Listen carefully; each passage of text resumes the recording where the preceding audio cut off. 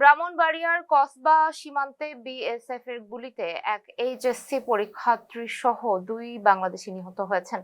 এতে অন্তত 20 জন বাংলাদেশি আহত হওয়ার খবর পাওয়া গেছে। শুক্রবার গোপীনাথপুর ইউনিয়নের ধ্বজনগর বাতানবাড়ি সীমান্ত এলাকায় এ ঘটনা ঘটে।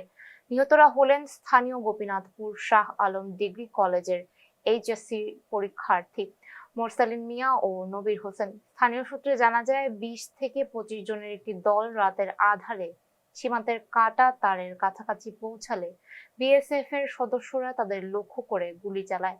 এতে ঘটনাস্থলেই মোরসালিন নিহত হন। গুরুতর আহত নবীর হোসেনকে ভারতের অভ্যন্তরে নিয়ে যাওয়া হলে সেখানে চিকিৎসাধীন অবস্থায় তার মৃত্যু হয়।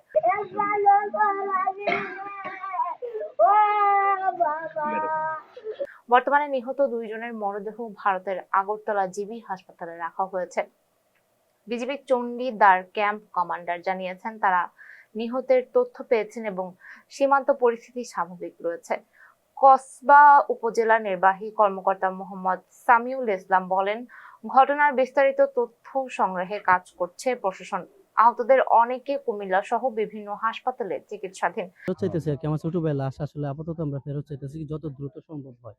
জীবন অবাক না করলে কে করবে? 28% মিল্ক ফ্যাটের অবাক করার সাথে ফ্রেশ মিল্ক পাউডার। জীবন অবাক করুক প্রতিদিন। আমরা এখন আর কি যে লাশটা যাতে তাড়াতাড়ি দ্রুত যাতে বাংলাদেশে আনার ব্যবস্থা প্রশাসনের মাধ্যমে চাই।